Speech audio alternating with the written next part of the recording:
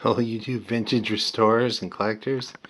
This is the Cardin CB radio I've been working on, and I had it actually doing some cleaning up on the faceplate and the knobs, and then I turned it on, let it run a while just to listen, like 10 minutes, and I tried everything out on to see what would work.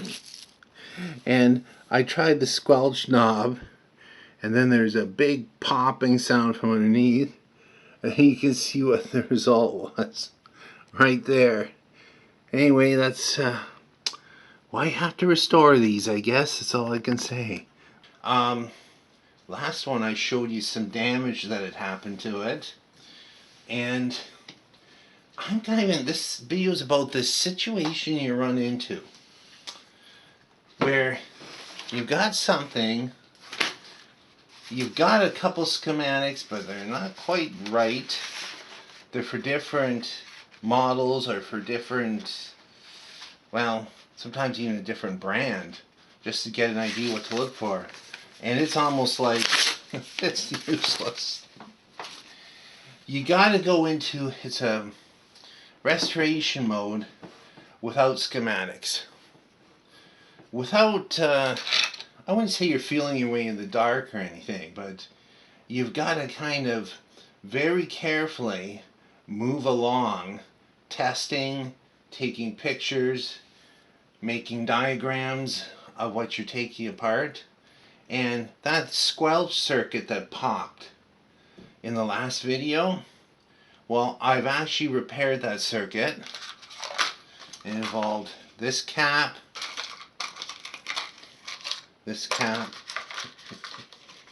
what's left of that, what is the tube? It's a 6GH8 or something like that. Oh no, it's a 6AU6 there. Okay.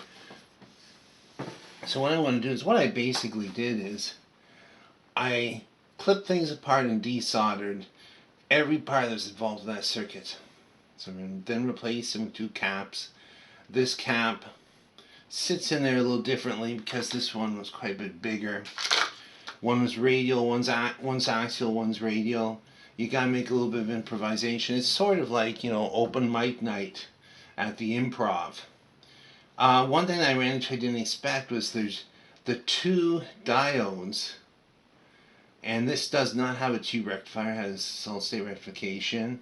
I just had to move one slightly out of the way to desolder, and this kind, I don't even know if you can see it, it's like just a little ceramic case with a silicon diode in it and a red dot snapped right in half. I'm like, oh yeah, I've been down that road before.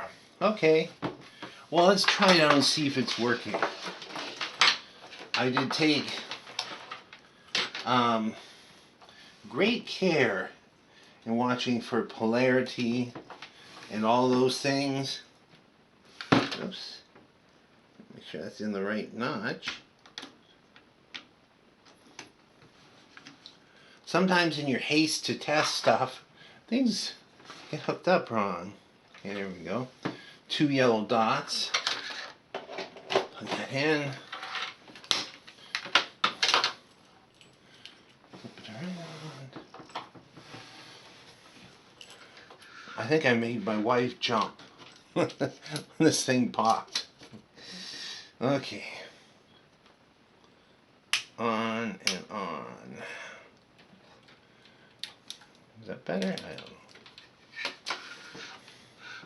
Oh, we're going to need an antenna. Let me get the antenna to hook up. Might as well do this right. Yeah, it's got to warm up anyway, right?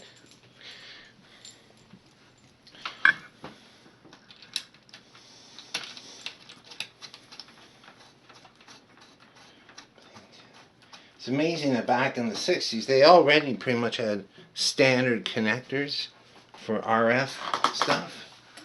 Okay, what are we getting?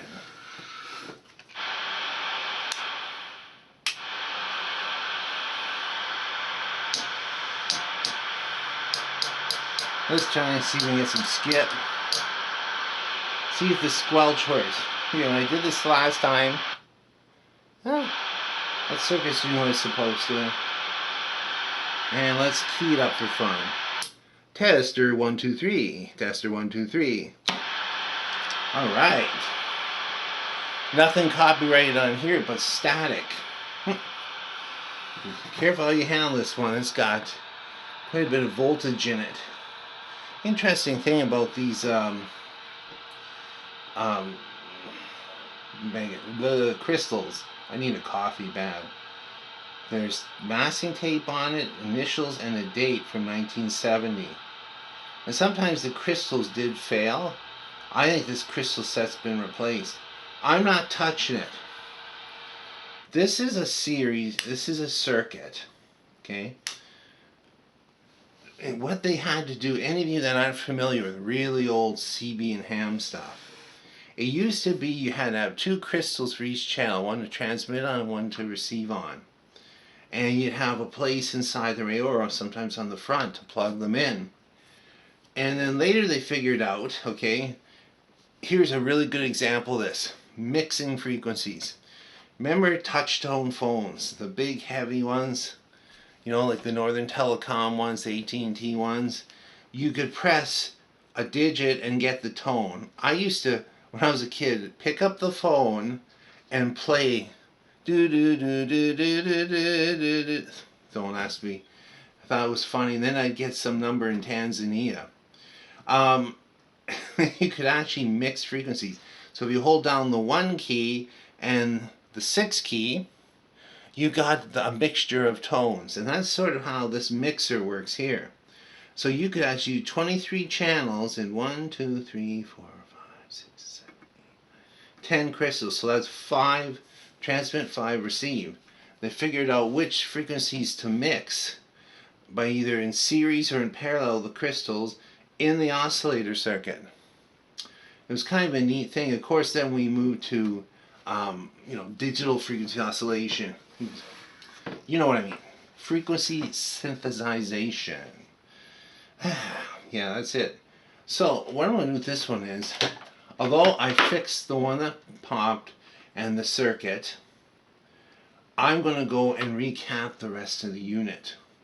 And without really, like, there is an actual manual for this, a user's manual, and it actually does show the top of it and where the tubes go, but it doesn't show the underside. That's where it would be nice. So what I'm basically going to do is just go in clusters. Okay, there's a cap there, replace it.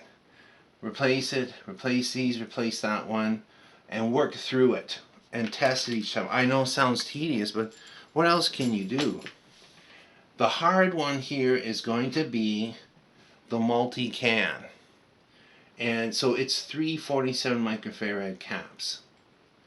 And so what I can do is actually, I think there's very little room under the chassis, as you can see.